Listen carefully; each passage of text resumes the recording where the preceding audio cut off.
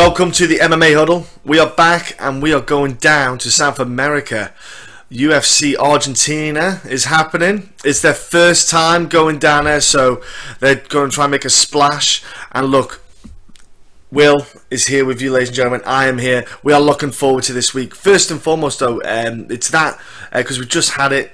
Remembrance Sunday. I just want to just quickly shout out to all the ladies and gentlemen out there who give us this moment here to be able to do this, because if it wasn't for them 100 years ago and since then, we probably would have funky moustaches and not be doing this. Will, you know, we'd have a funny accent. Oh well, you've already got that nailed. Will, how was the anniversary UFC Denver for you, and how's your week been, bro? No, it's been good. I thought I thoroughly enjoyed the card at the weekend. It was my biggest betting night of the year. It was probably my best picks night of the year. I literally pretty much nailed. I think I was 96% right in pretty much everything, which is weird. It never happens.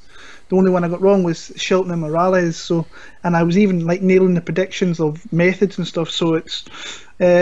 Yeah, it was a week that you don't get that often, and it's nice to kind of enjoy the kind of fruits of that. But now with the UFC, you can't really sit in your laurels because you're back on the kind of week after and you're looking again. So, great card, busy weekend. It was my missus's 30th, so we've been everywhere the last 3 days, and we've ate so much stuff. It's crazy.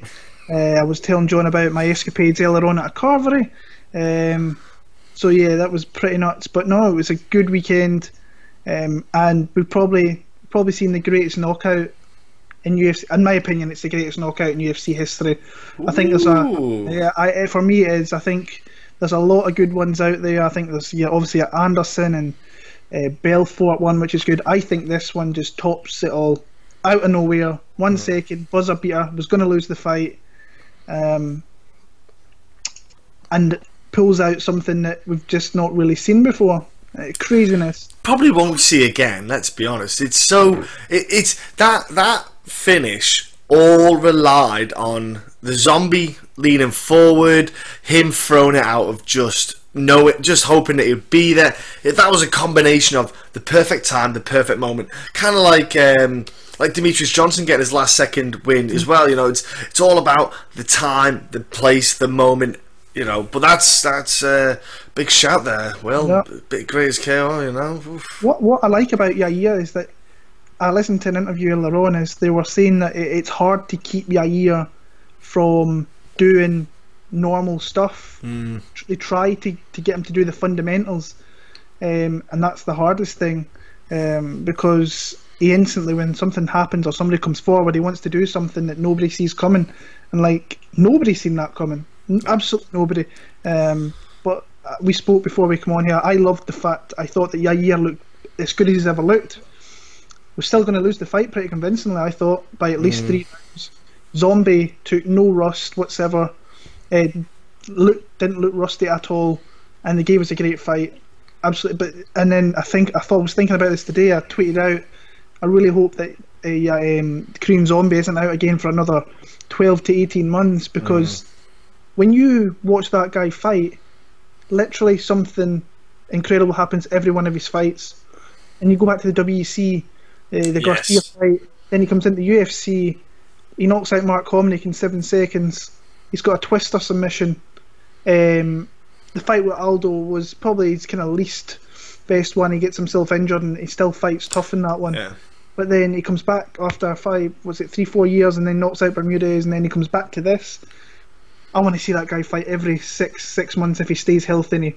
But who knows when we're going to see him again? Hopefully he comes back and he's healthy, and we get another war, because the guy, you can match him up with anybody, he's going to make an exciting fight. Yeah, it's going to be great entertainment. And look, like I said, we're going to UFC Argentina. The headline act is Neil Magny against Ponzinibbio, which is a very interesting welterweight bout. But so let's go down there. Before we kick off, please hit that subscribe button on YouTube. If you're listening to this on SoundCloud, iTunes, or other kind of methodologies on so I don't know how the hell audio things. Just hit that subscribe, follow button. That'll be absolutely top draw.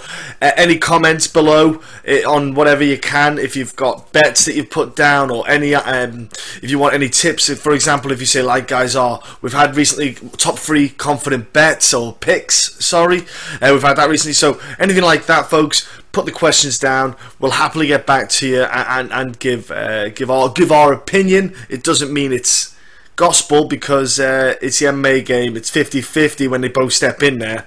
No matter how much you think it's going to be a landslide, sometimes one thing can change it all. But please, thank you for your subscribe so far. It's great getting the follow and support. And we are on social media, Instagram,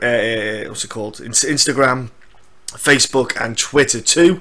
Jump on there if you need to. Drop us a message. Drop us a message on that as well, and we'll get back to you. So let's kick off, Will. Down at the bottom of the card, because we've got the card because of some jiggling around recently. You know, people pulling out, fights getting added. It's all been jigged around, but we've got a fight card structure finally. So Nad Narimani is fighting Anderson dos Santos. Well, so dos Santos stepping in short notice. I think, if in my opinion, big curveball there, fight, because he was going to fight Barzola, wasn't he? So no thanks on that one. I think Nad dodged a bullet with that. But Will, still be able to break down this one, bro. Yeah, like it's kind of cool to see Nad get another fight and getting it. He's a guy that we know pretty well over here in the UK and Ireland. Through his exploits in Bama and Cage Warriors, and just the guy's a solid, really solid overall fighter. There's not too many discrepancies in his overall kind of game. I think this one here, like I say, the Barzola, I think was going to be I actually think it was probably going to be his toughest fight he's had in his career, and he's fought good fighters over here in the UK like Paddy and I think it was Alex Enland, one of them as well. Alex Enland, yeah. Who's a guy that will never ever get the respect he deserves, because other things in his life have taken place, and got to the UFC, never fought in the UFC, but is a solid tough fighter. If you know who Alex Enland is over here, you know what he was all about, and he was a tough gritty fighter. And Nad went in there and fought a couple of good guys.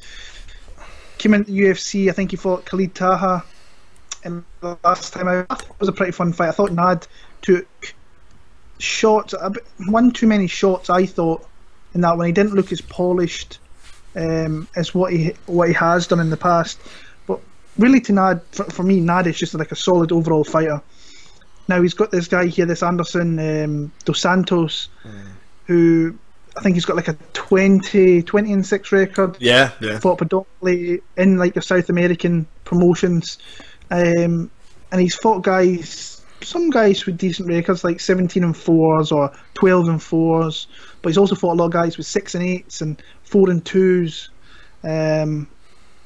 But he's already had like this is going to be his 4th or 5th fight of the year, so he's fought a lot this year.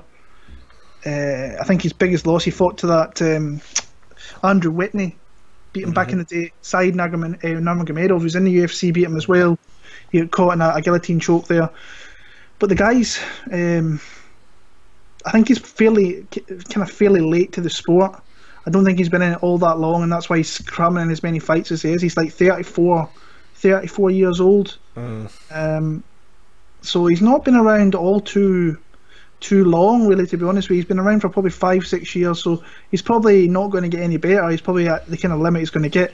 For me, Nad's just a better overall fighter. I think he's a good point fighter. I think he's a good striker. He's just a good grappler.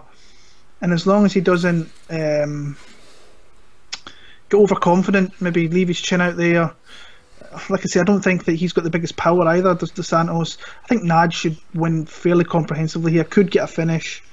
But I like Nad Narimani pretty convincingly in this fight. I think he gets himself a win, and then we'll probably see him next year in London for the event in March. So yeah. Yeah, I would go with you with the Nad win. I'm saying Nad decision, because it's one of them ones you want to just get the win under the belt. You know, just get that win, just to kind of help put yourself in there, stay in the mix, stay in the UFC. There's no point in risking anything, no point in going a bit too crazy, and especially with, I say, an unknown, but someone short notice, someone coming in. Anderson's going to go for broke. Anderson is that kind of, he's very aggressive. He won't be standing off too much because you don't know the conditioning that Anderson will have. Like you said, he's been fight camp. He might not have wanted to have another fight this year. He might. We don't know how he's been going, and we don't know what his body is as well. We don't know how his body's feeling. Like I said, when you get to that age, you're doing that many fight camps, that many fights. He might have been having a little break just to let himself recover. Gosh, I couldn't imagine how he's physically feeling, unless he's on that special sauce, but I doubt it. But anyway, he's coming in against Nad, who is very good grappler. This is the thing about Nad, is he is very good technical grappler. He's strong. He showed it in the Paddy fight. Paddy just had no answers for that wrestler that Nad had. And I think this is where Anderson will fall short. I think Nad's going to be able to get Anderson, catch him with the aggression, get him down, and just get those points, rack up that 30-27 win with the grappling experience. I'm sure Anderson will get to his feet once or twice, but I think Nad's just going to get that. It'll be a kind of a kind of blanketing effect. Get a few shots in, get the points on the board, big ground and pound, and walk away with that 30-27 victory for Nad Narimani.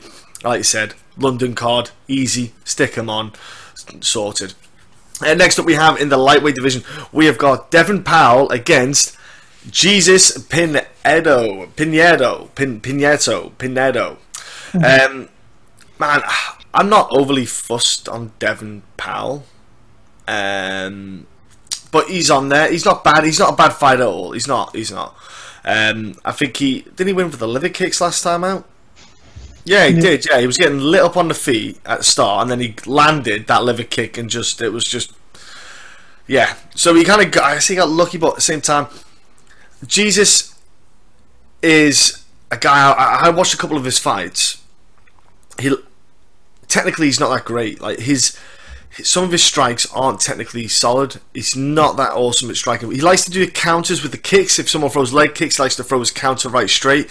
So he's a guy who will take a kick to the legs to then try and just strike back. My worry about that is if you don't land those counters that you throw, what's going to happen? You're just going to keep eating leg kicks, slows you down. On the ground, Jesus is not a bad guy. He's got some good submission wins. He's not bad at all. And I think that's where I think this is where Devin wants to fight as well. So the pair of them are going to kind of be a bit. I think we might see a bit of a messy stand-up game. But if it gets to the ground, that's where we'll start to see the magic happen.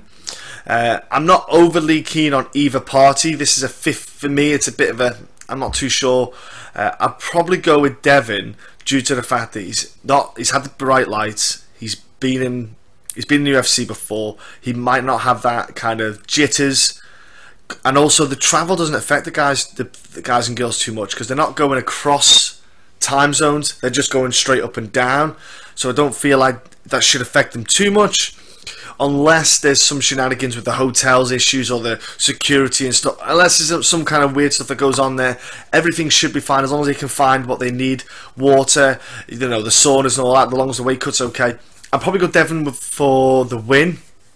Again, I think decision, because I think they can almost cancel each other out with the grappling perspective, and I think Devin might just get enough on the grappling side of things, just win with a bit of dominant position. But I'm not overly keen. It's not a fight that stands out to me as a spectacle, but I'd probably go Devin decision. But again, mate, I'm not overly excited about it. I'm super confident in Pinedo. Like super confident where, and we're talking about this a bit earlier, but I'm probably going to bet Pinedo this weekend. He is a favourite. He's like right now he's minus 165, and that's come down a little bit, surprisingly. I thought it might go the other way, but when I looked into it, it wasn't a fight initially I was going to bet. I watched a little bit last night, and like Pinedo is wide open. Like he is an open fighter. He's there to get hit at, but I think he's got a lot of qualities that help him in kind of the other aspects that he's fighting, like the fact that he's kind of got a long kind of frame so he can fight at range a little bit. I like his combinations. He doesn't throw singular strikes, and he throws combinations, and he finishes them off with kicks as well. Love fighters that do that just don't throw hands but finish off with leg kicks, body kicks, go for high kicks. But like I say, not super technical. Chin is there to be hit. He is there to be got at, and he will face better fighters and will lose fights in the UFC. If I think that he goes ahead and beats Devin Powell, I think he will definitely. He's going to get that step up where people are going to pick this guy apart and they're going to knock him out very, very quickly. Good clinch work. I think he's wrestling. I think lacks pretty big. I haven't seen anything that stands out. I thought he's a good wrestler. I think his groundwork and his jiu-jitsu is good. I think he's good off his back. And I think he thrives for ground and pound. I think he's one of these guys that has got really nasty ground and pound when he gets the opportunity to throw it. The only things that really concern me is the wrestling. Devin Powell's not really known as anything like that, so he shouldn't really bother him. And the fact that Devin Powell has fought in the UFC and he's fought a couple of guys, fought tough against Darryl Horcher, kind of got dominated by Drakkar Klose, but still didn't get knocked out. Didn't he? Decision, wasn't it? Yeah, never got taken out. Then he beat Alvaro Herrera. He was getting his ass beaten that one before landing that liver kick. So, and I don't overly rate Devin Powell. I think he loses this one. I don't think the UFC kind of keep him around. I think he's tough. I think the one thing that he's got over Pinedo is superior heart. I don't think he's overly that great a fighter, but he has a serious heart and doesn't give up on himself pretty much. So I like Jesus Pinedo. I think he's going to stop him. I think he's going to knock him out in the middle of part of this fight. If not, I think he wins a decision fairly comfortably. But he is coming in here on short notice, which is a little worry. But it is the fact that he hasn't got to travel far. It's only, I think it's probably a few hours from where he lives in Peru.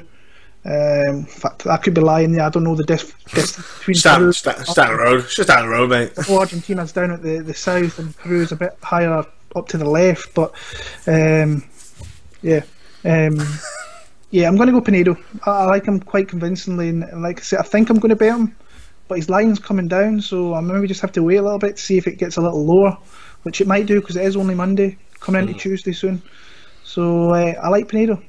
Nice. Okay, we're going to go to the welterweight division, and we have got. Here we go. Gosh, right. I'm going to murk these names. Laurinho Staropoli. Okay. Laurinho Staropoli. Staropoli. Yeah. There we go. Against Hector Aldana. Hector Aldana. Gosh, he's a character. Let's go with it then. This is one that caught my attention very late last night, and it was one of these. Sometimes you look at these cards and you see fights and you're like, did I really look into that much? And then I went on to a couple of sites, like picking sites, and I'm seeing like 90% of people picking the Staropoli guy. And I'm like, all right, I know Hector Aldana is not. He's not been great in the UFC. He's still very green. But why does this guy? And then I had a look at the betting lines, and I was like, oh, why is this guy a betting favourite over Aldana? So then I went into it, watched Aldana's fights first. And then I seen that I watched his last one first. It was just because it came to my attention. I couldn't really remember what went down in that fight against Kenan Song, and he was winning.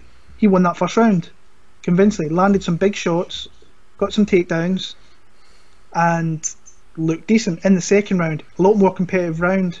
Song Kenan, I think, was edging the second round. Aldana had a nasty cut on the eyelid as well, which was pretty brutal. Didn't look that great. And the fight in that second round was close, probably leaning towards Song. So they were about to go into the third round, and then he got caught. He just got caught with a clean shot and got taken out. So I thought, right, okay then. So I went back and watched the Herrera fight, I think it was, and the Enrique Marin fight. And you can tell the guy's not a great fighter, but I thought in his last fight he showed signs that he's got some tools there that can win him fights in the UFC. So I went and found some Staropoli fights, saw one from his last fight. I thought, oh dude, you're sloppy. I thought, you're really, really sloppy. I thought, initially I thought I was watching the wrong dude. I think I was watching the wrong guy actually. Till I went and found a picture that he had a big tattoo, and he's tattoo. So I thought the other guy in the white shorts, I believe, I thought, oh, here you look okay, and then he was in the red shorts, and then I realised halfway through the fight that it was the guy in the red shorts I should be watching. And I was like, oh, you're not that great. You're really not that great. You don't look that great a fighter. Then I went back, did a little bit more digging, found out a few things. The guy's not fought in well over a year. He's been fighting cans. And like I said, betting lines, he was plus 210. Aldana was plus 210.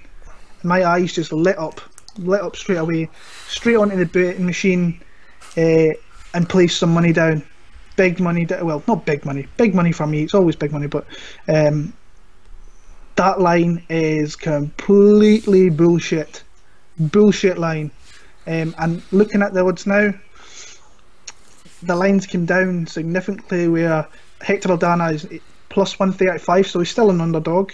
Staropoulos minus 155, he's still a fairly decent favourite. It's a decent favourite, yeah. But I would be surprised if that line is like that come Saturday night. I can see Aldana potentially being a favourite, and Staropoulos being an underdog. I just don't like what I see from Staropoulos. That people have said, a few people that I've spoke to and messaged me regarding this fight, they're saying Staropoulos has more cardio, has it got more heart? I'm like, I don't know how you can take that, because I guarantee I've watched more fights tonight than you have of this guy, because and it's like, I've only seen the 2 fights that are on YouTube. I was like, well, I've seen at least 5 fights, including kickboxing fighs. Yeah, kickboxing bouts. He's got some techniques there, but there's also fights on YouTube where you see him get beat up in the feet, you see him get mounted, and you see him get pounded out, and he wants none of it. Now, like I say, I'll put my hand up. Aldana is not a great fighter, and he's not won a UFC fight, and he might never win a UFC fight, but the betting line was off.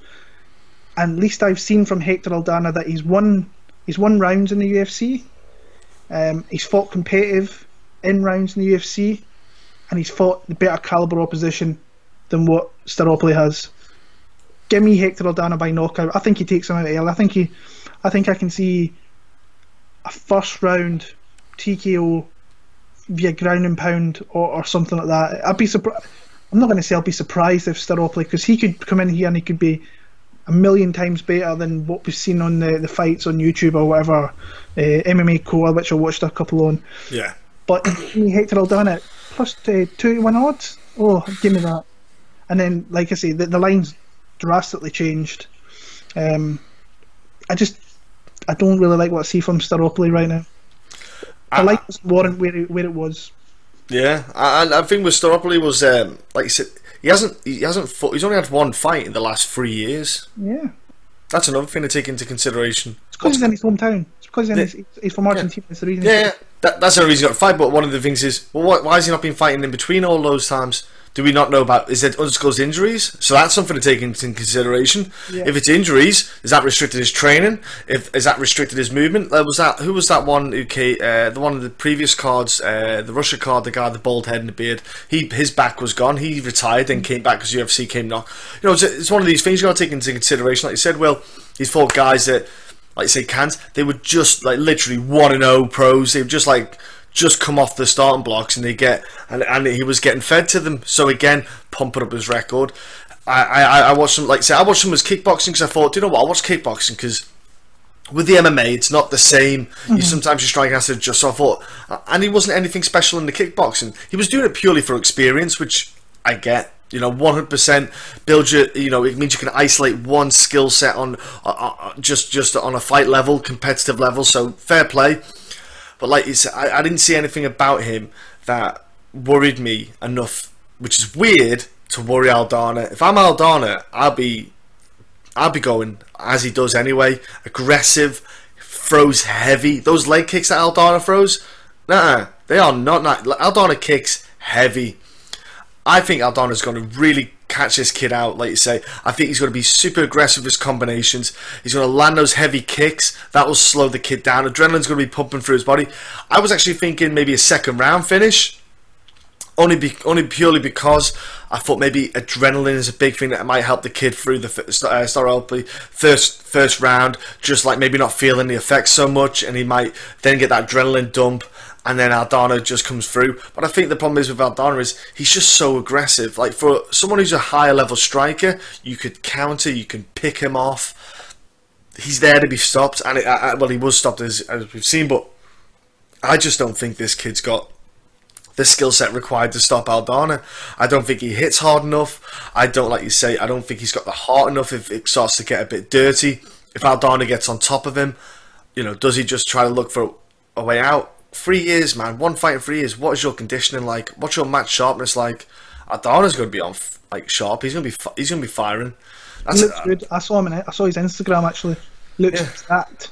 Yeah, so you know, that's the things that, like you say, you got to take into consideration. So I'm with Aldana. I'm going to go second round stoppage, only because I just think the kid might just get enough to get through, and then he'll realise maybe he's a little bit out of his depth, because Aldana's not quite that level, but Aldana's just like, you know, he's like a gatekeeper for those people. But yeah, I'll go Aldana second round.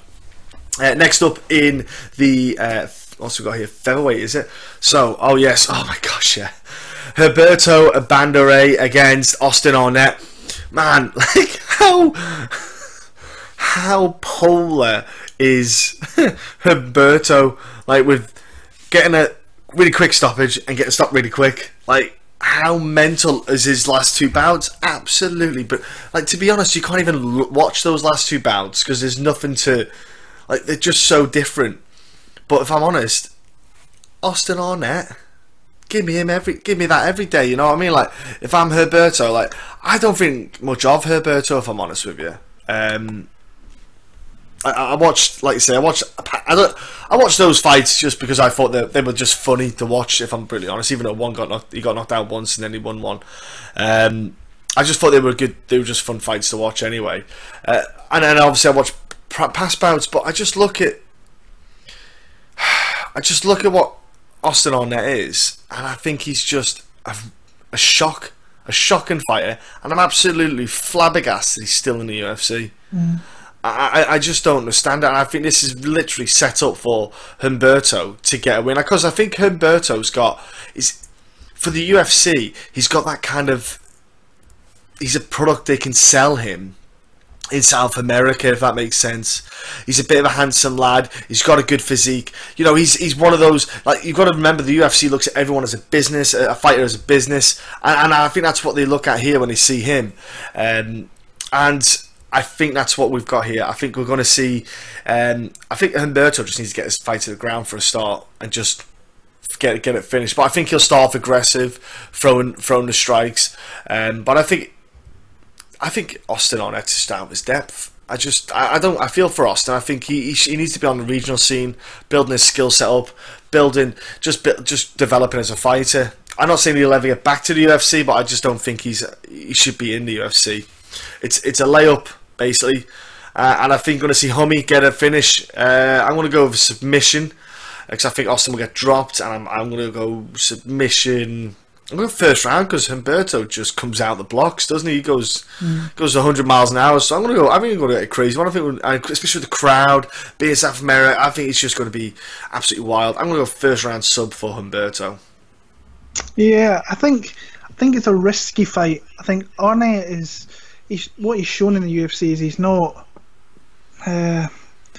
Is he UFC caliber? I'm not sure he is. I don't think he really is. I do think he's one of these guys that would win a hell of a lot of fights out in the regionals. Because I think he fights well. There's just nothing that really stands out for him. Now, I'm not saying that Bandenai's a world beater. He's not. But I'm trying to think, is he being brought in here to face a young up-and-coming prospect? They can maybe build him off, because you look at his last two fights, he's fought Corey Sandhagen, Hakeem Dawodu. They wanted to get those guys kind of win, especially Hakeem. Yeah. That was just a matchup. It just wasn't a good matchup for him at all, and it turned out. I actually thought he fought tough in that one. I really did. I thought that he fought tough in that fight, but he did take a few licks, got outclassed pretty convincingly. I think his chin's there to be hit. This fight kind of interests me, the fact that I think Humberto can get it done early. I think he can hurt Arnett, but if this fight goes late, then maybe Arnett comes into it more. And I think that being the veteran, I mean, he's got 20 fights. That's a lot of fights. And he's garnered a lot of experience. I keep forgetting about the Dana White Contender Series fight as well. With stuff like this as well. I'm just... when I was laying down a pick here, I was like, am I confident enough to pick Austin Arnett? I'm like, anytime he's been under UFC lights, he's lost the fight. Now, he's only got stopped the one time, and it was a beautiful body shot. Sanhagen literally broke him down with leg kicks and everything, and that's a good fighter. Sanhagen's going to be a good fighter. Yeah. I'm trying to make my decision on Bandanai. Is he a good fighter? Is he just a guy that will... He's only 24 as well, so he's still a young guy, and he's lost in the UFC. I mean, his first win is a beautiful highlight knockout. Yeah. The second one, he gets stopped super quick against a legit guy that people don't really know all that much about, but is a really good fighter. This, I think, is his easiest fight, I think, in the UFC. But it's a fight I think Austin Arnett can win. I'm going to pick Bandanai. I can see this being a decision, and I can see him kind of... It might even be a split decision for Bandanai. I'd hope he'd get it finished early. No, I don't know. I'm just kind of struggling a little bit because I'm trying not to write off Austin Arnett because I think he's a tough guy. But yeah, I'm going to go Humberto Bandanai. Okay, nice. Breaks my heart saying this, but one of the last flyweight fights that we'll ever see. So I'd say to the two guys, right, we'll just do a bantamweight, yeah? But to them two guys, I'm like, whoa, we won't cut anymore. We'll rock up at 135. I don't know. This whole featherweight, this flyweight thing, sorry. It's an embarrassment. I don't understand why they're making... But did you hear what Cejudo said in Ariel's show today? I don't even want to listen because he's Ali's product. But what he said was right. He's like, if the UFC don't keep the flyweight division, I'm leaving the UFC. So they're going to be losing a guy. Like, I'm not saying that Cejudo's like a huge star, but the guy is an Olympic gold medalist and he's a UFC champion. He wants the flyweight division to stick around. So maybe there's something in the water that they might be doing something. It's kind of crazy the people that released last week are. This one, I mean. But they'll still release more names. I hope they keep them around. I don't think it's going to happen though. But I like what Cejudo was saying. But I don't understand. I think the UFC just want to maybe get TJ and be a double champ, and that's all it is. They just want to give TJ the opportunity for a two-time champ, because TJ said he could do 145 as well, and straight away the UFC think, cool, if we can give a two-time there, potentially give him a free-time champ. You never know, you could have it. But then say they do get rid, and maybe Cejudo goes back on. He stays with the UFC. What if your flyweight champ beats your bantamweight champ? Then that means they're going to have another fight at 135. At 135. Yeah. I'm like, it makes. I don't know. Look, I think they've really messed up on this one. And this is the thing. Like, you got two guys who've got to go in this week who are unsure of what's going to happen. Like, that's what I was thinking at the weekend as well. Mentally, your head must be wrecked, because like you're thinking, if I win, do they let me stay and go to bantamweight? But if I'm not a bantamweight, why do I? You know, there's I'd hate to be a flyweight right now with a couple. There's only a couple of flyweight fights left. I'd hate to be a flyweight thinking. I'd be like, look, what is going on? Give me the story. Don't flower. You know, sparkles and glitter. Give me it straight. But yeah, Pantoja against Sasaki. Man, like, I like Sasaki because I think he's a fun dude. But man, here we go. Flyweight. Is this you breaking this one? Yeah, it is. Yeah, because you just did that one. Yeah, sorry, bro. Yeah, go ahead. I'm seeing a lot of people that's like, remember in Glasgow when he fought Neil Magny? Yes. I think we're sat next to each other, obviously, and like, I was super happy to be watching Pantoja. I'm actually a fan of this guy. I like him as a fighter. I think he's got a solid skill set. And that was one of the guys I was really looking forward to watching in that fight card. And I think he's a I want to say he's a top 5 flyweight, or he would have been. I think he had I think he would have had the time to maybe get himself into that top 5. And I think he's got an overall really good skill set, really good technical striking, Brazilian Jiu-Jitsu black belt, dangerous wrestling, and he's won fights in the UFC, and he's beat good guys. Eric Shelton, he's got wins in the UFC. Brandon Moreno's always dangerous, and Series always up for a scrap. So with his only loss coming to Dustin Ortiz. Sasaki, I like what I've seen from Sasaki recently, for the simple fact that he's at Weidman Longo. Yeah. He's training with good guys. Someone like an Aljamain, I think he trains a lot with Aljamain Sterling, who's really funky, really good, very dangerous on the ground. And he's one of these fighters that if you give him an opportunity to find a submission, he'll pretty much take it. Justin Scoggins caught him, Janelle Lauser caught him in a choke. When you look at both fighters, better fighter, 100% is Alexandre Pantoja. But Sasaki's dangerous, and the one thing I was thinking about earlier on was, what if Sasaki gets the back of Pantoja? I thought to myself, does anybody really do that? And then I went back and watched the Dustin Ortiz fight. Dustin Ortiz takes his back. So there is opportunities for Sasaki to maybe get the back, and if he gets the back, then he could cause some trouble for Pantoja. I think on the striking aspect, I think that Pantoja is more crisp, just better. But I think Sasaki is live in this fight. I really do. If the Pantoja, I think, like as a fighter, I think if he shows up 100%, I don't think Sasaki beats him. But there's that thing there in the back of my mind, thinking, what if Sasaki gets his back? And I'm not ruling him out, but I'm going to pick Pantoja via decision. But I think he could have some hairy moments in this fight where he has to fight off maybe stuff that he didn't think was going to happen. So Pantoja via decision. Yeah, that's the thing about Sasaki. He's not easy to take down, so to speak, because he's working with Aljamain and that, so his wrestling's starting to actually grow a lot better, because he's a long guy in that weight class. He ideally was quite easy to take down to start with, because he just wasn't able to stop that takedowns. Now he's starting to realise his long legs can actually be an advantage, not a disadvantage. Things start to improve. Look, if he gets you back in a flyweight division, those legs, body triangle like that, you're not getting. It's a nightmare. Then you're not getting off him. He's not getting off you. Sorry. So he is dangerous, like you said. Submission wise, he's one of those guys as well. Like, you've got to be very careful that you don't leave anything out, because guys with long limbs, especially for triangles and all sorts, they're really good for that.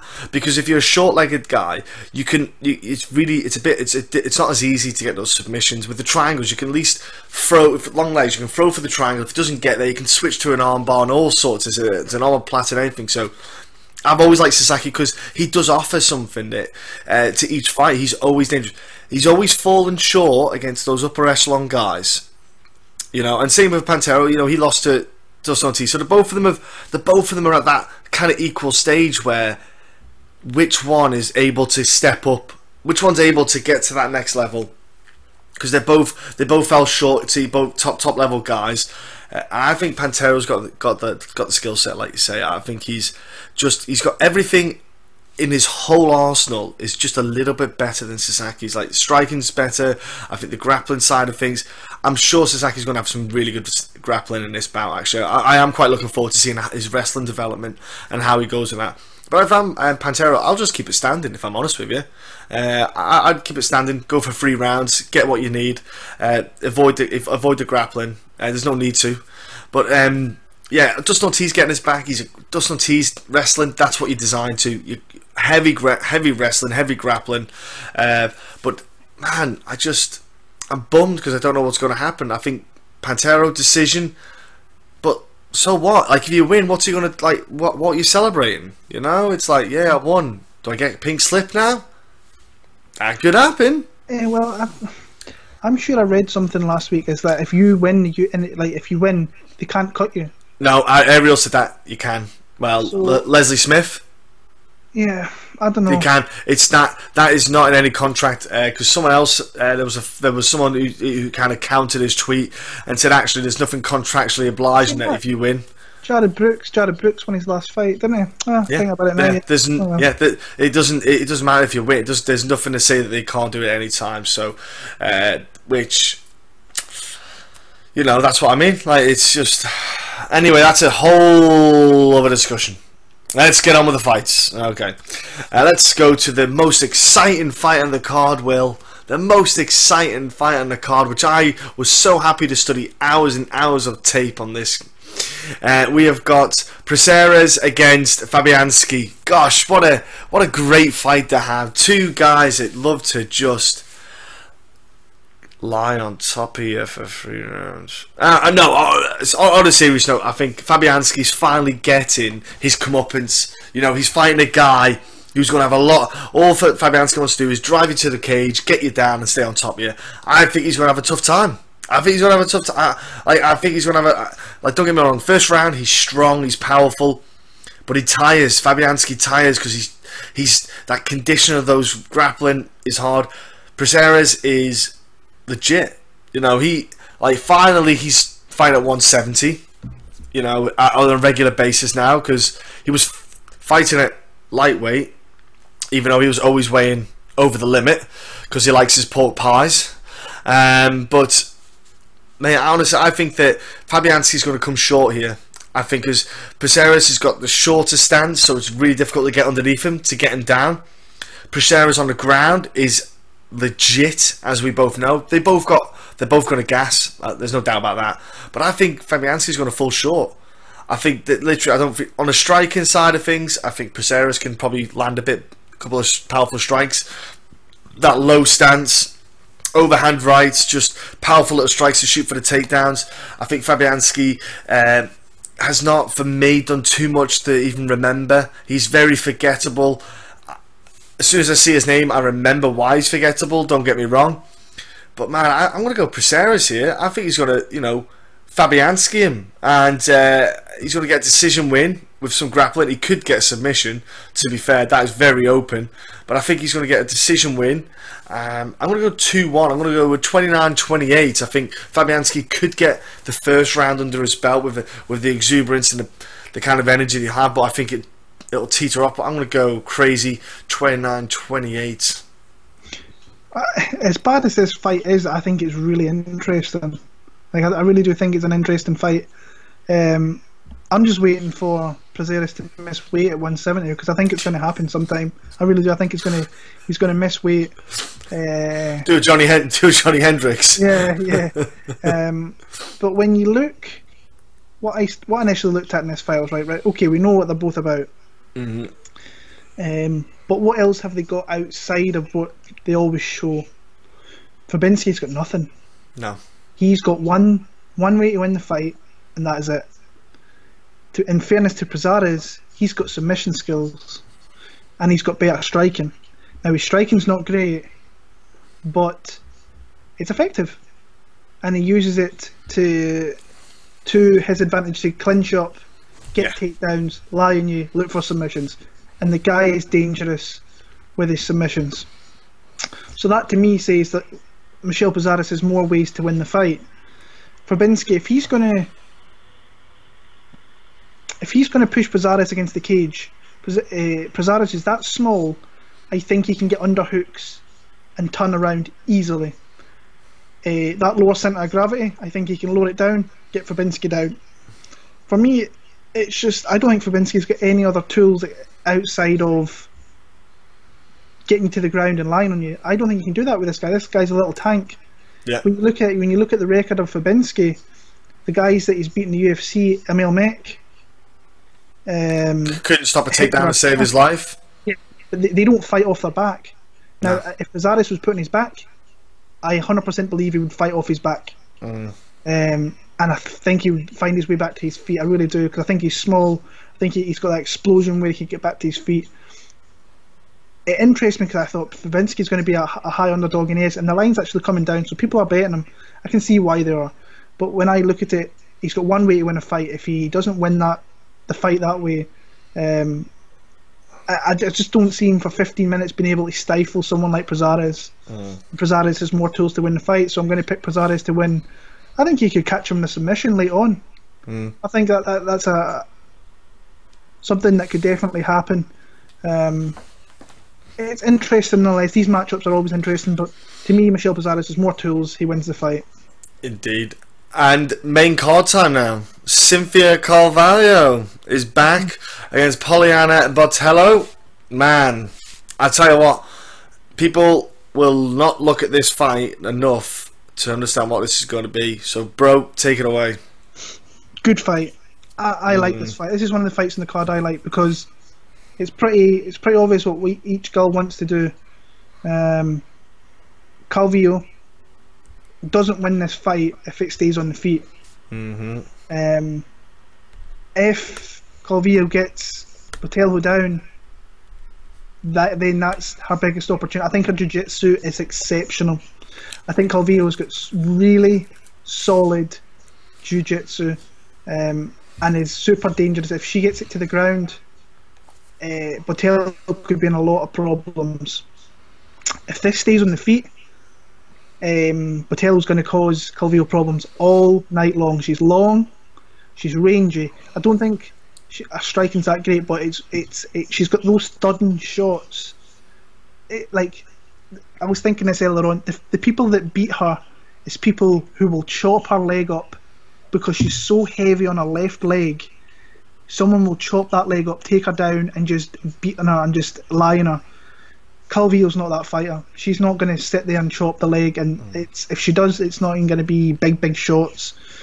Her striking's, it works enough. I thought in her last fight against Jojo, before the Sparza loss, I should say, I thought that's as good as her striking's ever look against Jojo, and she's still getting outstruck, I thought. But she won those rounds pretty much in the last 20 seconds with submission attempts. I still think Jojo won that fight. I'm still a wee bit salty. I bet Jojo won that one. So yeah, salty probably. But it was I still think she won the fight, but I think that Calvillo is super dangerous with her jiu-jitsu.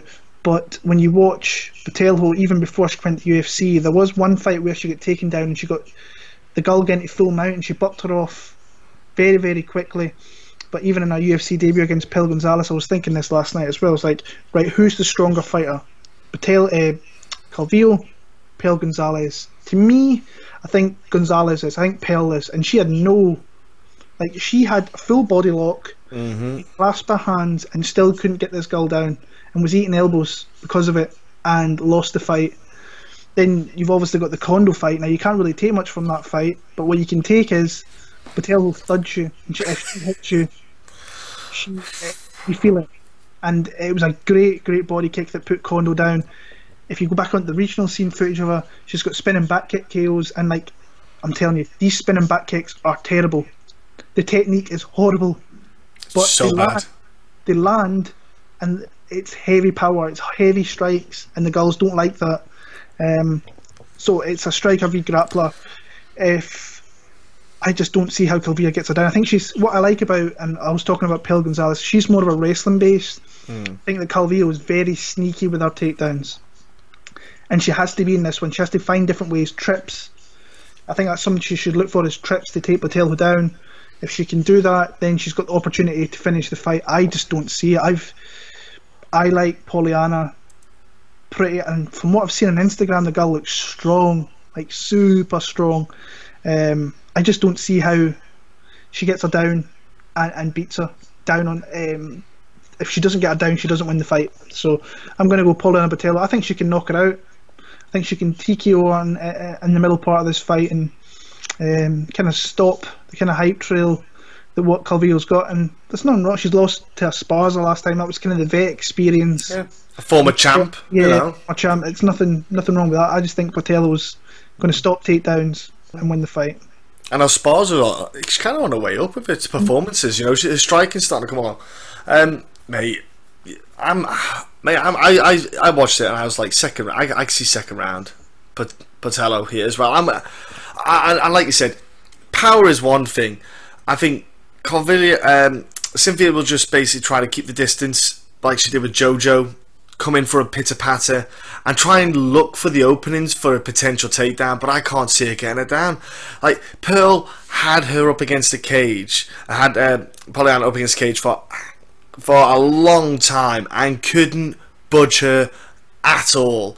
And Pearl's got some good wrestling. Like, she's strong and got good wrestling.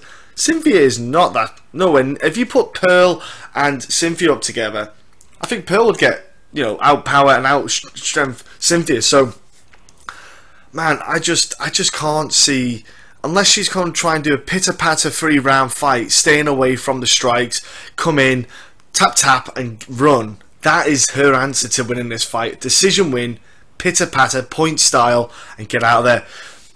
She's not going to avoid the strikes. I think, like you said, the problem with Poliana is very heavy on the front foot. It's very boxing-esque. You know, boxers like to have the heavy on the front foot, pop that shot in, and I think that's one of the issues she has.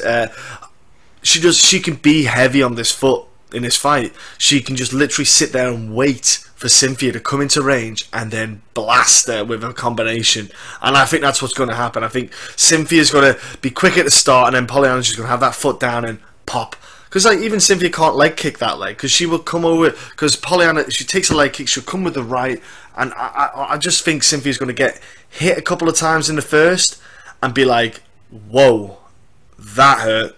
Because I think Poliana's got some real power in this weight class. I just think she has that natural power. Like you said, her spinning back kicks are woeful, but when she hit people, they kind of went, I think she's got that weird, you know, that natural freak power.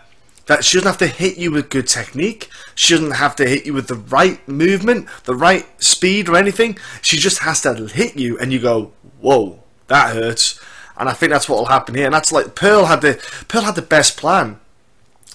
Charge her down, get her against the cage so she can't land the power shots, you know. She can land those elbows, but she can't, you know, she can't hit the power punches. So, Poliana, second round, I think Cynthia's going to have a rough first round, and then she'll just come out and I think she'll finish her off. Next up we have, in the bantamweight division, it's going back old school tough style here. Cannetti against Vera, Marlon Vera.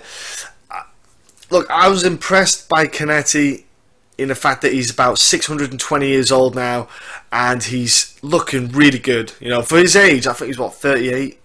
I think he's like 38, 39. For a bantamweight, that is old.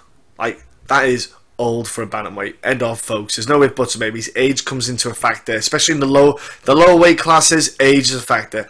In the heavier weight classes, you kind of can get away with it. Man, like, Cannetti, he's explosive, kind of throws some wild punches. He's not too bad on the grappling side of things. He's not too bad, but he's not anything to write home about. Marlon Vera, we know he's been training with Ian McCall, Team Yamiyama. No, what's it called again? Team Yama. Team Yama. Yeah. So he's been there a while, and you've seen the improvements that Marlon's made. You know, he's legitimately, you know, physique-wise, he's looking stronger all the time. He's looking in better condition. I think the big thing here is, if I'm Marlon, I'm using my range. You know, Cannetti is a lot shorter. Keep him away with those front kicks, those teeps, rights, lefts, just pop straight at him all day long, and you can pick Cannetti apart. Just have your way with him. Cannetti's only goal here, he has to get the distance closed, get Marlon down, and just stay on top of him to just and at least try and dominate him with wrestling. I think Cannetti will just come at Marlon with a lot of explosive movement, power, just throwing some strikes to get the distance closed. But I'm going Marlon here. I think that he's just been around a better group of guys, and especially with the experience of the guys that he's been around and the team. I think that he's developed a lot better. He's developed a lot more. He's fought the higher kind of caliber guys. Even though it kind of irks me that he you know, Brad Pickett fight, because I was like, come on, son, play the game. But you know, for me, I think it's a very winnable fight and a very finishable fight for Marlon Vera. I'm going to go Marlon with a TKO. I'm going to go first round, because I think Cannetti comes out so fast and powerful. He's almost like he's an excited child. He's super aggressive, but there's not I feel like there's no kind of structure. He's just so wild when he goes into the exchanges. I think Marlon can crack him. I think he can catch him on the way in with a power strike that doesn't have to have that much power, because the force of Cannetti coming in will just match it. So I'm gonna go first round. I know it's bantamweights. I know it's not common. It's not super common. It happens. But I'm going to go first round Vera. I think he can put Cannetti away, and I think Cannetti might, it might be his last fight. He might retire. Who knows? But like I say, being 600 odd years old, it's he has to think about it. Yeah. Yeah, I think I wanted to kind of fade Marlon Vera for some reason. I don't know why. And I'll not be against Cannetti, I don't think. I think Cannetti's best performance was his last fight. I think that's as good as we're ever going to see from Cannetti in the octagon, honestly. When I look at the fight, I'm like, right, where does Cannetti have an advantage over here? And I'm like, I don't think he's got too many. I think he might have a wrestling advantage, a grappling advantage. I think that he's been training at Team Alpha Male for this camp. So, and 135, 145, their grapplers are legit, they're good. I don't think the gym's on the best of spots at the minute, they're losing a lot of fights. But still, could he catch Vera on a bad night and maybe get a submission or whatever? And then I think, I think Vera's one of these guys I think is better than he actually is. I look at his record and I look at some of his wins, and there's the Brad Pickett one. He was losing that fight pretty convincingly. Then caught him with a head kick, knocked him out. Brian Kelleher, I think that's a good win to have on your resume. I think Kelleher's tough. Then you look at his 2 losses.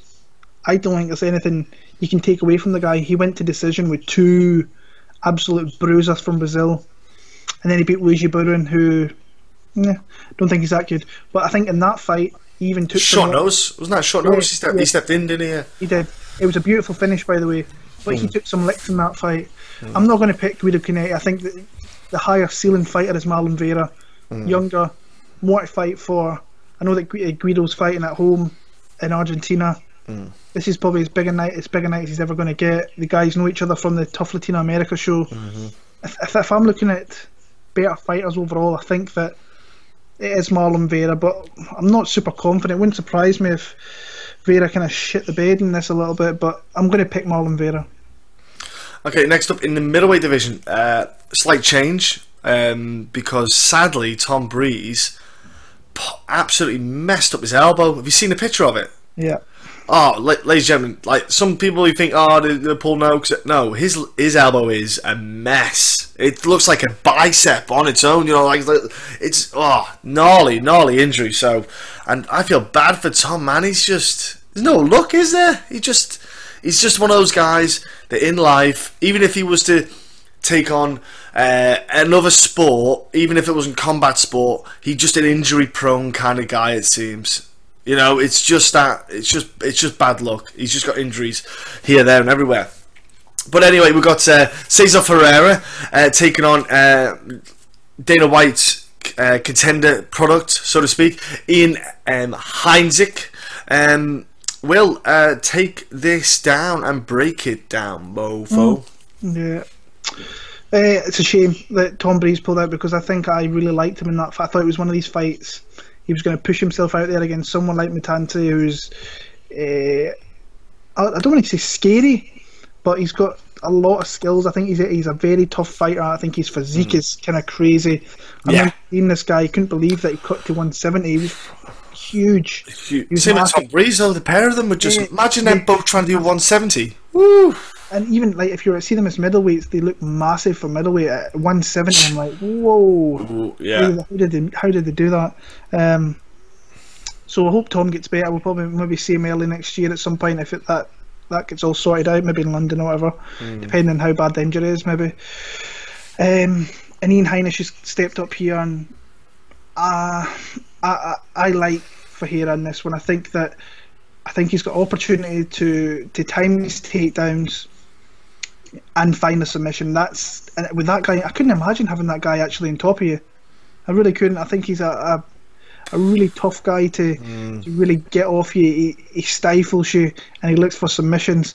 Like the fact that he comes from Factory X, good camp, good striking. But I think he's going to be there to get taken down. And his last loss, I think his only loss in his pro career, was to Marcus Perez, who's in the UFC, and he got caught in an arm triangle choke very early on. So I think you can see the kind of weighty victory for Cezar. I think he will see that.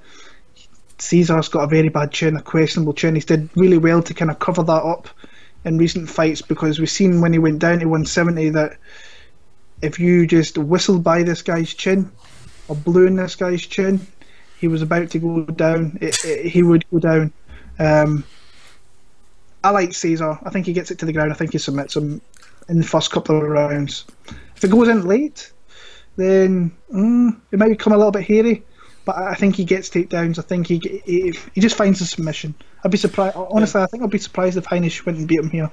Yeah, it's about obviously short notice. What's Ian's conditioning like? Travel, combination of little things that might kind of weigh against Ian already. Short notice. Yeah, was he fight ready as well? Yeah, fight ready, weight cutting. You know, how much was he weighing walking around? You know, like, don't get me wrong. In the Dana White series, he looked confident. He looked like, you know, he looked perform well. So, and I call that like the medium bright lights. You know, Dana White Contender Series is, you know, you've got Dana and the matchmakers, you know, in front of you. I think that's quite a lot of pressure in itself. You know, they were expecting you to perform. So, and he did well. He looked confident. But he's against, like you said, I think Cezar, when he was at 170, the weight cut was a big problem for the chin. At middleweight, like you say, he's disguised it more, especially not having to cut those extra 15 pounds helps the chin, absolutely. I think Ferreira can just throw some absolutely powerful wild strikes. Like, he's got some powerful kicks and that he throws, and I think he'll throw a couple of powerful strikes, like you say. Well, I think he gets to the ground, and I think Ian just then goes, this is what a top game is. Oh, this sucks. I don't think Ian's probably experienced anything like Ferreira on the ground. Never mind just, you know, in the cage. But I think Ian's just going to be way out of his depth when it comes to this. I think it's a shame for Ian's first bout. He's taking a short notice. I don't think he needed to take it. You know, he won the fight in Dana White. I was like, dude, you could have just said, oh no, sorry guys, I'm like 220, I can't make the weight. I would have done anything to be like, nah.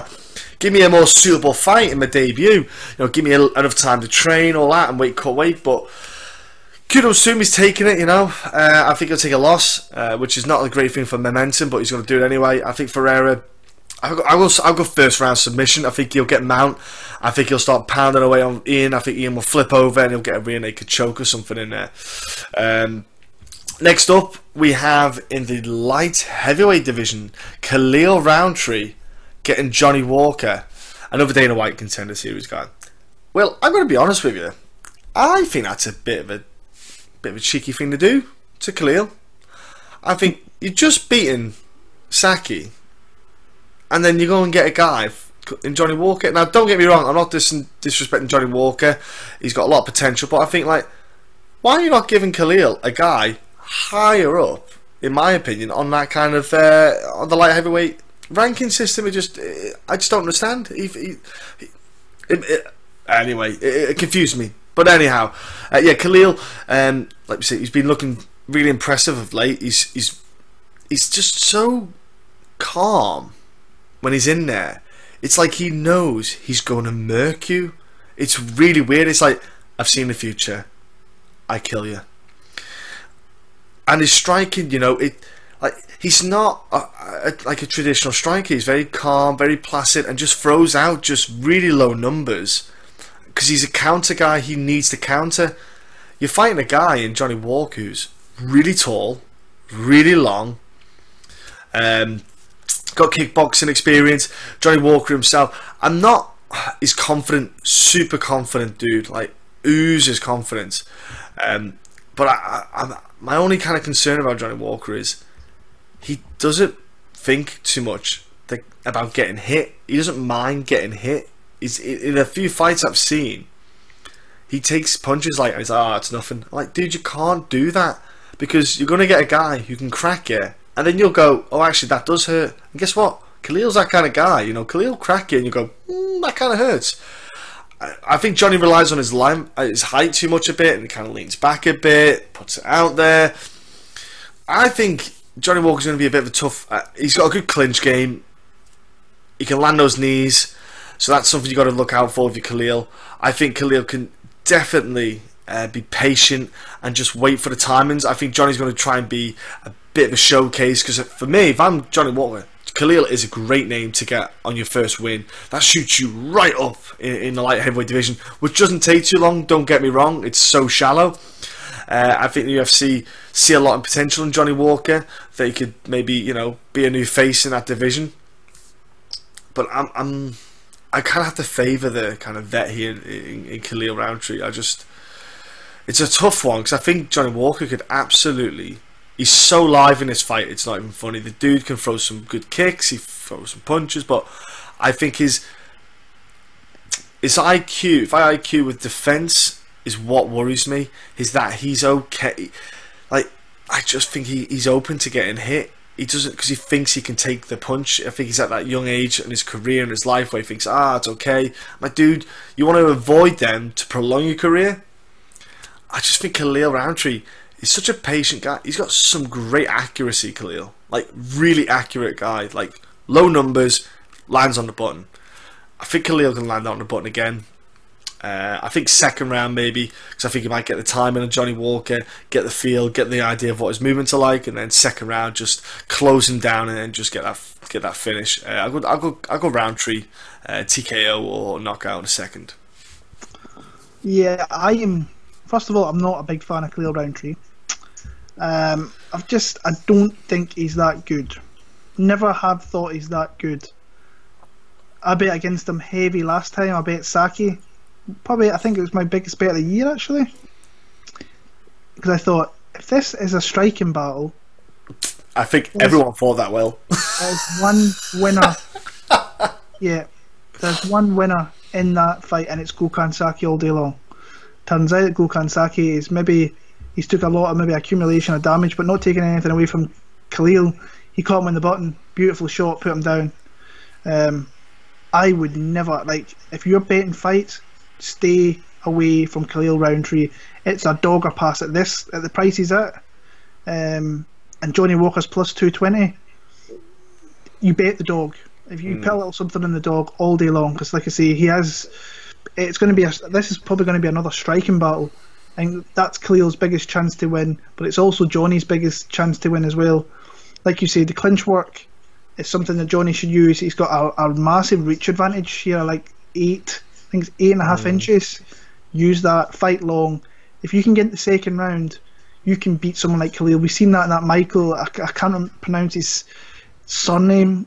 I know he popped after the fight, but that was a small guy, and he stuck around and he just beat him up in the last couple of rounds and won that fight. I really want to pick Johnny Walker here, but I think Khalil gets it done. I am praying that Johnny Walker can get it done. I really want him to get it done, because like I said, I'm just not the biggest Khalil fan, but I think it's a good matchup for Khalil. I think the UFC kind of know what they're doing here. Want Johnny to win, picking Khalil. Nice. It's and he's backing Veronica Macedo as well. Yeah, no, that's the bit that gets everyone. It's just bastard. Man, what a fight this is! Lamas against Elkins. You know, that's a. I think anytime Elkins in a scrap now, I think everyone kind of gets drawn into it and gets excited about it.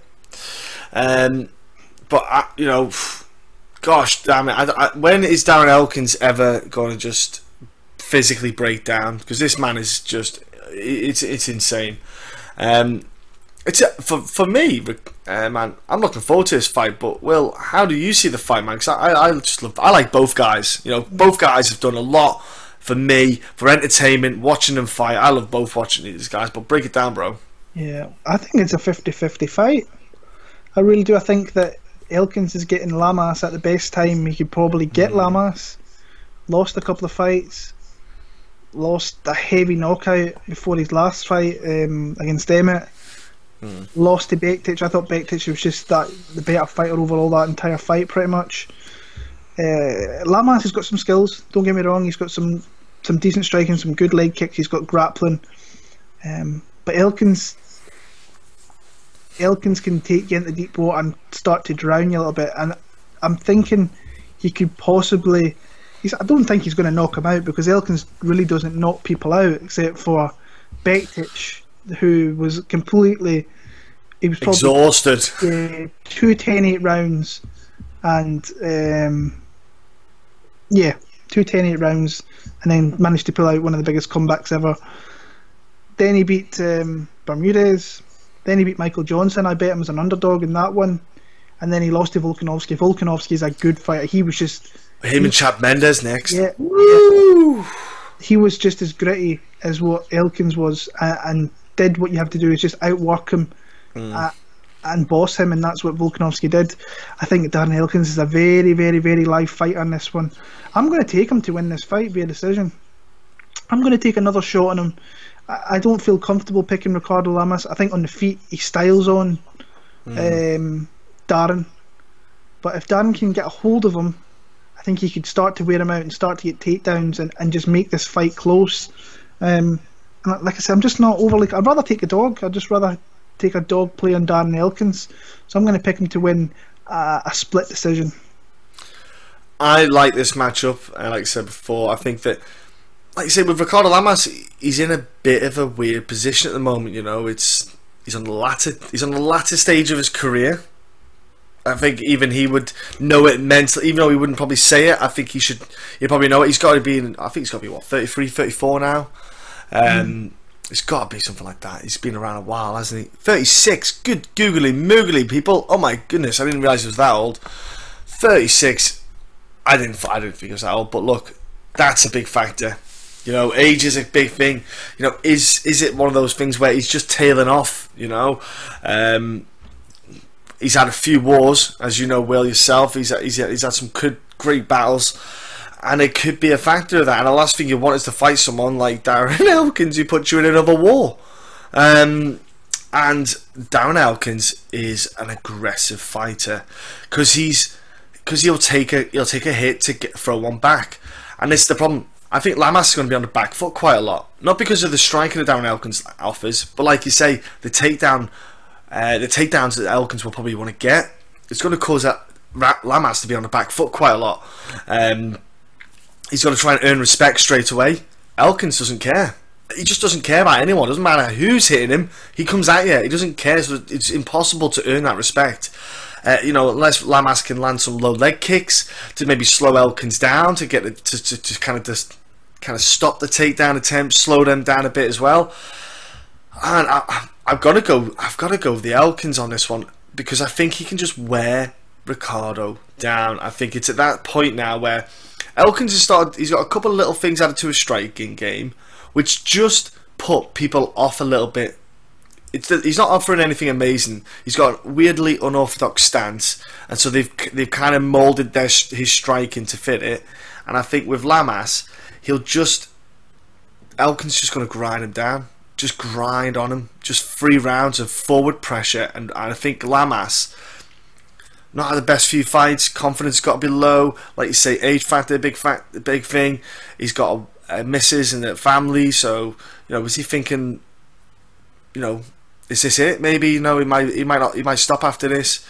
I'm gonna go Elkins' decision. I think Lamas could certainly win the first, but I'll probably go second and third for Elkins. I'm gonna go decision for Elkins here. I legit can see him win this fight. I think Lamas is in a bit of a tough spot right now, and I'm just not sure how he's going to get out of it, because he's fighting the wrong guy to get out of this mess.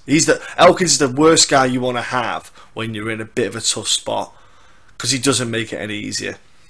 So that's who I'm going with here. Next up, we have in the main event Neil Magny, who's a super awesome dude, against Ponzinibbio, who's also super awesome and has one of the most beautiful partners I've ever seen. Gosh, his miss is beautiful. Whew. But mate, this is a tough one to pick. It's an interesting one to pick, man, because like Ponzi beat Gunner, and that was it. Then everyone was like, whoa, we got the win against Gunner, and you know, albeit maybe dubious eye pokes, which, you know, yeah, but he got the win. He beat Mike Perry, which is I've got to be honest with you, beating Mike Perry's nothing, and it's like when you beat Gunnar Nelson and then you got to beat Mike Perry, I feel like that's a win down rather than a win up, if that makes sense. You know, I don't think you go any further than you were just before that fight. It was just like more like a filler. But Neil Magny is a guy who's just constantly improves. He just constantly improves. Neil Magny. He's long and he's using his range all the time. He's starting to, you know, he knows what's his reach again. It's something like 80 odd inches, isn't he? Got like a bloody absolutely obscene I think it's the same as John Jones or something like a ridiculously long reach. And his physique in the welterweight division it's just an awkward one to have. He got the short notice fight. He got Craig White in Liverpool. Got the short notice that, you know, he got the win. Obviously, it was not the win he was desired, but he got the win nonetheless. Beating Carlos Condit, big feather in your cap. I think beating him. I think in this bout, you want to get Neil Magny down. If you're Ponzi, you want to get him down. But the problem is, Ponzi, you know, he's... Gosh. I'm a bit torn on this one. I am, because I think Neil Magny might be... I think he might cause a bit of an upset here. I think that with his reach, I think Ponzi's going to have a tough time getting it. I know Ponzi at ATT, isn't it? He's at, yeah. I think if you can get Neil Magny down and just kind of pressure him and get like stifle him a bit, you've got a chance. But I think on the feet, I think Neil can just absolutely pick at him, just jab, jab, jab, and that's Neil Magny's got a lovely little jab, lovely little combos, 1-2s, nothing too great. And a 5-round fight, Neil's got great conditioning. You don't see Neil Magny absolutely exhausted. I think Neil might get this. I think Neil Magny could win 4/5 round TKO. I think he can just gradually just pick away at Ponzi, mate. And I think I'm gonna go with Neil Magny, man. Just something about him. I just feel he's just in his zone. I know he lost to Rafael dos Anjos, but to be fair, Rafael's an absolute savage. But yeah, I think that he can just do it. I really do think he can get this win here. Yeah, it is interesting. There's a lot of kind of false confidence, I think, in Ponzinibbio. I think it's a closer fight than what people are giving it credit for. Yeah. I think that Ponzinibbio has to get it done early. I think if he leaves this late, then I think that Magny's going to come more into it, and that's kind of what's kind of shown with Neil Magny in the past. If you can get him out early, like Larkin did, and others in the past, if he stays around in fights, then it's dangerous. Like the Kelvin Gastelum fight was a kind of perfect example of that one there. He's beat good fighters. I mean, Gastelum's a good fight. He's fighting for a belt. I know it was a close fight. It was a split. Could have went either way. But when you look, I mean, Hector Lombard, he should be beating someone like Hector Lombard. Probably made it closer than he had to. Johnny Hendricks was on his way out in that one. But you have to do what Larkin did. Larkin was in his face, chopping at his legs, and putting like a fist in his face at the same time, and just totally broke him down. Dos Anjos completely bossed him on the ground. That's shown in the past as a way to get at Magny. Damien Maia completely schooled him down there. So is Ponzinibbio the type of guy that's going to down there and dominate him on the floor? I think he can have success in keeping him there. I don't think he dominates him down there. For me, he has to knock him out in the first 3. If this starts going late, I think that Magny's going to start chipping away and winning rounds. So I think that Magny has to fight really strong early on and try and get one of those rounds, because if it goes late, I think he could start to get Ponzinibbio. I really do. Like, Ponzinibbio he will do a lot of things to win fights. Those fingers come out a lot, but the thing is, Magny's like really long. Yeah. So he's going to have to get in super close, try and clinch up to really get at him a little bit. So I think that he will use low kicks. I think that's a big thing that he has to try and do here, and try and chop and make sure that he's a little bit slower and a little bit. He's more there for the taking. I was kind of close to betting Ponzinibbio on a spot here, but I realised when I watched some fights of Magny that I'm going to have to stay away. Let's fight and let's see where they are. And then I thought, right, how am I picking the fight? Am I picking Magny late, Ponzinibbio early? I'm going to pick Ponzinibbio early. I think he catches him with a shot. But honestly, I think I'm 55% confident that he does that. I think it's a closer fight than people are giving it credit for. I think the betting line's a little bit off. He's like minus 350 I don't. Ooh. When I was going to bet him, I was looking at betting him was minus 300, which was still pretty high. I think. Yeah. It's a fight to stay away from for me. And Magny is a live fighter. The one thing that was kind of weird was seeing Neil Magny on Saturday. I know he's from Denver. I thought he would have been getting himself ready to get out to Argentina and get there. So I was a little bit surprised at that. But fight-wise, I think if he doesn't get taken out early, he could definitely win late. But I feel more confident picking Ponzinibbio here. Yeah, nice, bro, nice. Okay, that's the Argentinian debut card broken down. Well, let's go to bets, man, because there's some bets to be made on this card. There's some fights that are worth looking at. There's some crazy odds floating around. Yeah. Well, if I'm newbie, if I'm looking at home, if I'm wanting some advice, who are you kind of suggesting to lean over to? Like I say, there's dogs in this card. There's a lot of live dogs in this card. If you're confident in betting them, I think you should go ahead and do it. Like Magny is, Elkins is, at least from my perspective. But everybody sees things different.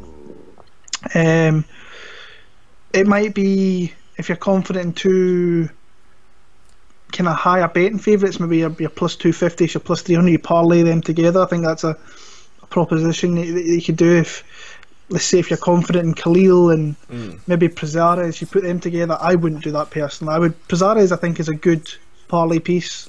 I think his line will start to come down. It has been coming down a little bit. But for me, I've got two bets so far, and the two dog plays. Hector Aldana, plus 210.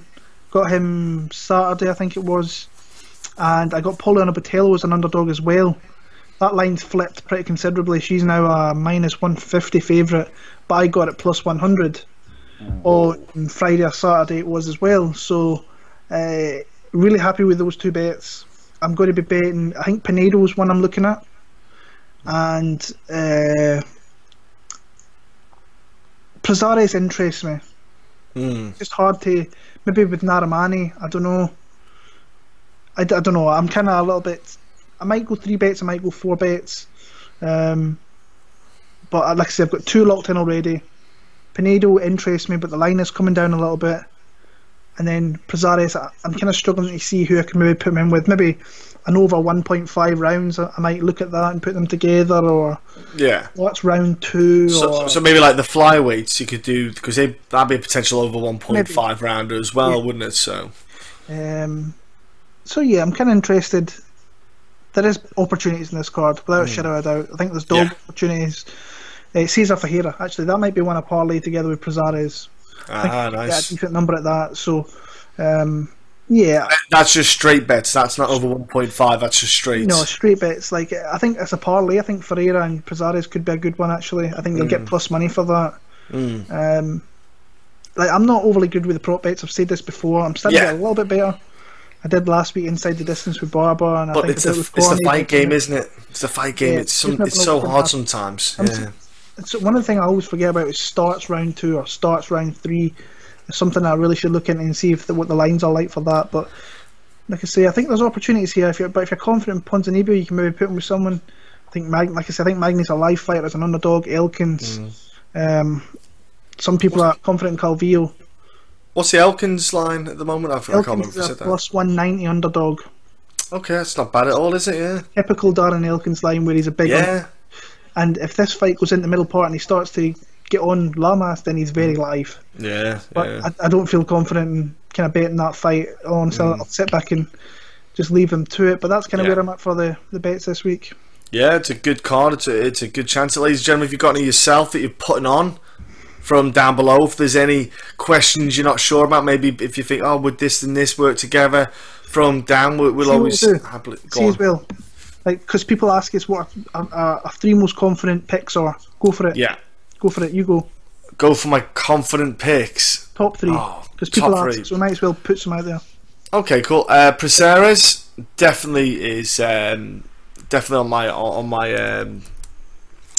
my top 3. Gosh, who else would I go with? Give me a second, mate. Give me a sec. Let me just have a look here. Let me think. Gosh, now you're kind of catching me out here. I'm going to go Poliana as well. I think Prazeres. I think Poliana. Honestly, I just don't think she's going to get in here, Cynthia. And Yeah, 2 seconds. I won't be 2 seconds. I'm yeah, gosh. I'm going to go Aldana, which is sounds... I don't know. Ferreira. Yeah, you got to go. Yeah, I've got to... Aldana would be like a close third place, which sounds mental to say, but legit. Aldana's like 4th. But yeah, top 3. Definitely, I'll go with Prazeres, Ferreira, and Poliana, mate. That's my top 3. Botelho's definitely one of mine. Yeah. I think Ferreira is another one that I quite like a lot. I'm going to change up a little bit because I'm not going to be the same as you. I'm going to put Hector Aldana in there as a confident pick. Yeah. I'm going to put Poliana Botelho, Jesus Pinedo, and Hector Aldana as my 3 confident picks. Nice, bro. We'll try and do that. We'll try and do that in the future. Yeah. We'll try and have a top 3 each week. It won't be our fault if we pick the same 3, because sometimes the way the fight cards work, it's just the top 3 of the best picks. You can't pick, you know what I mean? So if that is the case, I'll tell you what, either one of us will try and pick an odd one for the last one. You know, like maybe our 4th place pick or something, right? But that's our the top 3 there. There you go, bro. That's a good idea, liking that. Ladies and gentlemen, thank you again for listening. We'll be back next week because there's another card. Yeah, another China. one. And then another one. Curtis Blades and Ngannou. Woo-wee. So there's another card, folks, and then another, and then another, and then another. Just seems to go on and on. But we'll be back.